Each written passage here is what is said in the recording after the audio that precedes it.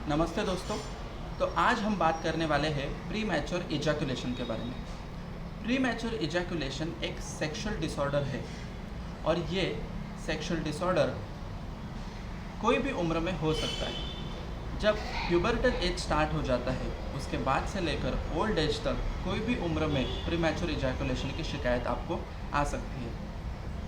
तो ये एक सेक्सुअल डिसऑर्डर होने की वजह से ज़्यादातर लोग इसके बारे में बात करना पसंद नहीं करते। तो जब भी ऐसी शिकायत उनको होती है या तो वो इंटरनेट या अपने फ्रेंड्स के द्वारा इसके ऊपर होने वाले उपायों की योजना करने लगते हैं। लेकिन ये दोनों भी ऑथेंटिक सोर्स ना होने की वजह से जनरली उनको इसमें राहत नहीं मिलती है, उनको सही उपचार नहीं मिल पाता है और जिससे कि ये एक डिप्रेशन का भी कारण बन सकता है। क्योंकि प्री मैच्योर इजैकुलेशन अगर ये कंप्लेंट होती है तो हम सेक्सुअल एक्टिविटी पूरी तरह से या अच्छी तरह से नहीं कर पाते। तो सबसे पहले समझ लेते हैं प्री मैच्योर इजैकुलेशन होता क्या है।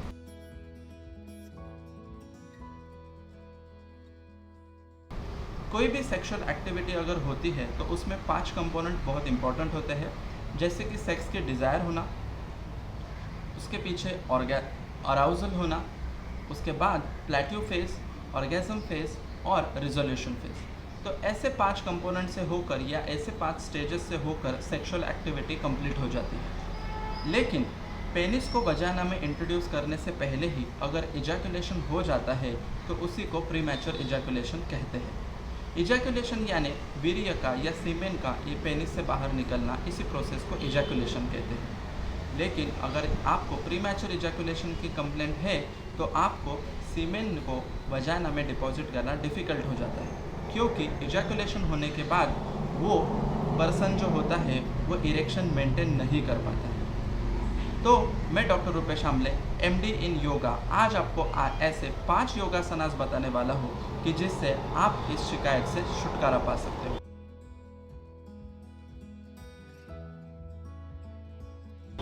या आप इन 5 योगासनों का अभ्यास अगर करते रहोगे तो डेफिनेटली आप इस शिकायत से दूर रह सकते हैं। तो चलिए देखते हैं ये 5 योगासन होते कैसे हैं।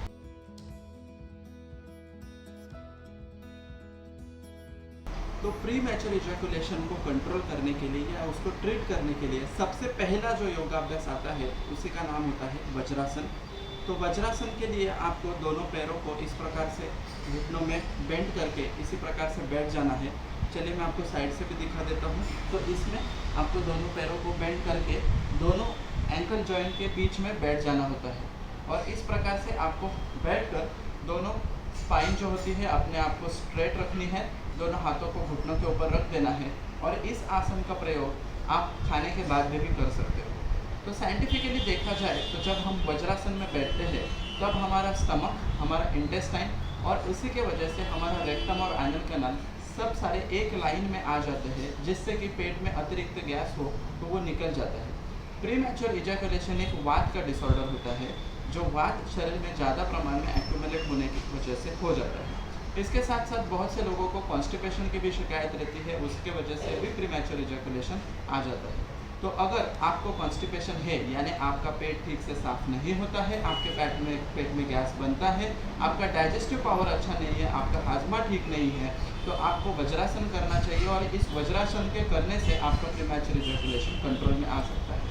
तो सबसे पहले ये आसन होता है वज्रासन।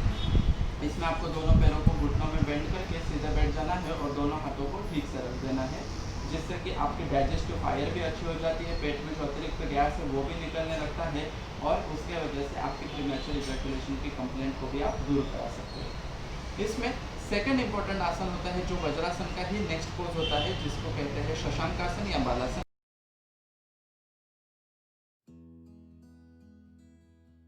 कि जिसमें वज्रासन में ही आपको बैठकर दोनों पैरों को में थोड़ा सा अंतर बना लेना है। दोनों पैरों में थोड़ा सा अंतर बना लेने के बाद आपको आपकी स्पाइन स्ट्रेट रखनी है और फिर दोनों हाथों को ऊपर की दिशा में फैलाते हुए आगे की तरफ आपको झुक जाना है। याद रखिए जब हम ये पोजीशन करते हैं उस समय पर आपको जो फोरहेड है वो मैट पर लगा देना है अच्छी तरह से और नॉर्मल ब्रीदिंग पैटर्न रखना है। चलिए आ जाइए। एक और बार हम करके दिखाते हैं। दोनों हाथों को ऊपर लेना है और ऊपर लेकर नीचे चले जाना है।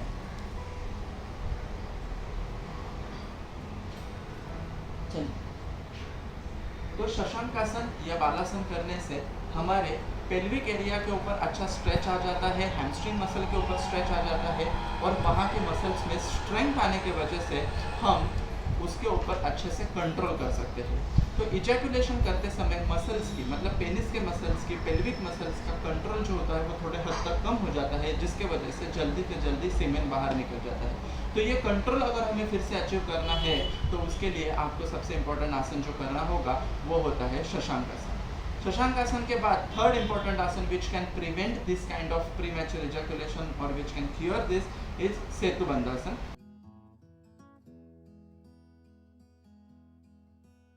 तो उसके लिए आपको दोनों पैरों को आगे ले लेना है और आपको पेट के बल सो जाना है। पीठ के बल सोकर आपको दोनों पैरों को थोड़ा सा अच्छी तरह से बेंड कर लेना है और इस प्रकार से रख देना है। दोनों हाथों को साइड में पैरों की एक ही डायरेक्शन में आपको रखना है और फिर इनहेल करते हुए आपके शरीर को आपको इस प्रकार से ऊपर उठा लेना है। आपके पेल्विस को आपने ऊपर उठा लिया है। इस प्रकार से आपके दोनों पैर भी आप स्ट्रेट रख सकते हो, थोड़ा सा ऊपर उठा सकते हो या कमर के हिस्से को आपको ऊपर उठा लेना है। बेसिकली पेल्विक मसल्स को कॉन्ट्रैक्ट करते हुए हम ये सेतुबंधासन करते हैं। चलिए एक और बार करके दिखाते हैं आपको। Inhale, exhale, inhale, Excel.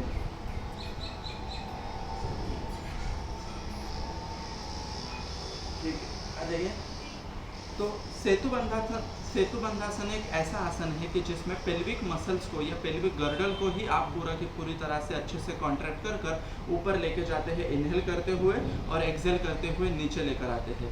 तो ऐसा ये सेतुबंधासन प्रैक्टिस करने की वजह से आपके रिप्रोडक्टिव सिस्टम की तरफ, पेल्विक गर्डल या पेल्विक मसल्स की तरफ बहुत अच्छा से ब्लड फ्लो डाइवर्ट हो जाता है और ये अच्छा से ब्लड फ्लो डाइवर्ट होने की वजह से वहाँ का सर्कुलेशन बहुत अच्छी तरह से इम्प्रूव हो जाता है और ये सर्कुलेशन इम्प्रूव करने की वजह से प्रीमैच्योर इजैकुलेशन के ऊपर हम अच्छी तरह से कंट्रोल पा सकते हैं।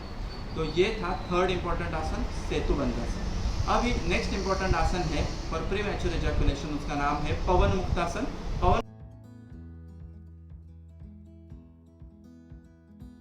मुक्तासन 8 स्टेप्स में किया जाता है। चलिए मैं आपको दिखा देता हूँ कैसे करना है। इसके लिए भी आपको पीठ के बल सो जाना है और सबसे पहले 1 2 3 4 5 6 7 8 1 2 3 4 5 6 7 8।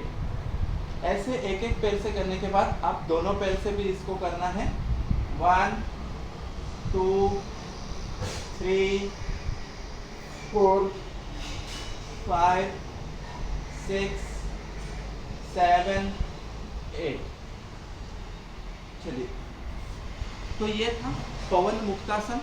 पवन मुक्तासन यानी पवन यानी वात, मुक्त मीन्स उसको रिलीज करना। तो पेट के अंदर काफ़ी जगह पर वात जमा हुआ रहता है, तो इसको हमें निकालना है। जैसे कि मैंने पहले बताया, ये एक वात का डिसऑर्डर है, इसलिए हमें वात को शरीर के बाहर निकालना होता है। जैसे ही वात हमारे शरीर का कम हो जाता है, हमें अपनी सेक्सुअल एक्टिविटी में काफ़ी इंप्रूवमेंट दिखाई नहीं लगती है। प्लस पवन मुक्तासन आपके पेल्विक मसल्स को तो कॉन्ट्रैक्ट करता ही है, उसको अच्छी तरह से वो फ्लेक्सिबिलिटी तो बढ़ाता ही है। इसके साथ साथ यहाँ से पवन मुक्तासन करने से आपके शरीर का जो ब्लड सर्कुलेशन है वो पेल्विक मसल्स की तरफ डाइवर्ट हो जाता है।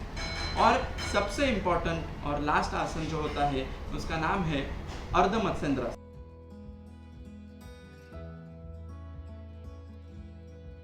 कि जो इस प्री मैच्योर इजैकुलेशन के कंप्लेंट में आपको डेफिनेटली फ़ायदा देता है। बस इसमें थोड़ी सी शरीर की फ्लेक्सिबिलिटी बहुत डिमांड करती है, तो आपको थोड़ा सा शरीर अगर आपका फ्लेक्सिबल होगा तो आप इसको आसानी से कर सकते हैं। तो इसमें सबसे पहले आपको दोनों पैरों को आगे ले लेना है। दोनों पैरों को आगे लेकर सबसे पहले हमें लेफ्ट लेग को इस प्रकार से बेंड करते हुए हमें पीछे की तरफ रख देना है, राइट हिप के नीचे रख देना है, और राइट लेग को आपको इस प्रकार से लेफ्ट नी जॉइंट के सामने रख देना है। तो इस प्रकार से आप बैठ जाने के बाद लेफ्ट हैंड से इसको आपको इस प्रकार से राइट लेग को पकड़ लेना है और राइट हैंड को घुमाते हुए इस प्रकार से इधर रख देना है। जो हाथ पीछे की तरफ जाता है उसी हाथ की तरफ हमें देखना होता है। तो ये हो गया अर्ध मत्स्येंद्रासन। चलो इसको अपोजिट डायरेक्शन में भी आपको करके दिखा देते हैं। तो इसमें आपने दोनों पैरों को आगे ले लिया, दोनों पैरों को आगे लेकर अब की बार हम राइट लेग को इस प्रकार से लेफ्ट हिप के नीचे रख देंगे, लेफ्ट लेग को राइट नी जॉइंट के सामने रखना है और फिर राइट हैंड को लेफ्ट लेग से रोटेट करते हुए इस प्रकार से पकड़ लेना है और लेफ्ट हैंड को पीछे ले लेना है। तो ये होता है अर्ध मत्स्येंद्रासन। जैसा कि आपने देखा, अर्ध मत्स्येंद्रासन करते समय ऑटोमेटिकली पूरा का पूरा प्रेशर आपके पेल्विक मसल्स की तरफ डाइवर्ट हो जाता है, आपके पेनिस की तरफ डाइवर्ट हो जाता है और उसके वजह से प्रीमैच्योर इजैकुलेशन में बहुत फ़ायदा होता है। प्रीमैच्योर इजैकुलेशन में सबसे इम्पॉर्टेंट बात जो हमें ध्यान रखनी होती है वो होता है इजैकुलेशन पे ऊपर कंट्रोल आना। तो ये कंट्रोल आपको आपके माइंड कंट्रोल से रिलेट करना होता है। जितना कि हम हमारी सांस को अच्छी तरह से, मतलब अपनी ब्रीदिंग को अच्छी तरह से कंट्रोल में रख सकते हैं, उसी प्रकार से आप इजैकुलेशन को भी अच्छे से कंट्रोल कर सकते हैं या उसको डिले कर सकते हैं, ताकि आप अपने पार्टनर को अच्छी तरह से सेटिस्फाई कर सकें। इसका एक और इम्पॉर्टेंट रीज़न होता है कि सबसे मेन इम्पॉर्टेंट रीज़न, बैचलर्स लोगों में जनरली मस्टरबेशन या हस्तमैथुन की आदत होती है या बहुत ज़्यादा सेक्सुअल एक्सपोजर हो जाने के वजह से भी प्रीमैच्योर इजैकुलेशन की कंप्लेंट आती है। और ऐसी अगर आपको हैबिट होगी तो डेफिनेटली आपको उसको भी कंट्रोल करना है। अगर हम उसको अच्छी तरह से कंट्रोल कर लेते हैं तो ये प्रीमैच्योर इजैकुलेशन में आपको फ़ायदा हो सकता है। तो चलिए अगर आपको भी ये शिकायत होगी तो डेफिनेटली आप ये योगासन कीजिए, और आपको अगर कुछ डाउट्स होगा तो मुझे कमेंट बॉक्स में ज़रूर बताइए, और ऐसे ही इन्फॉर्मेटिव वीडियोज़ के लिए मेरे चैनल को सब्सक्राइब कीजिए। Thank you so much.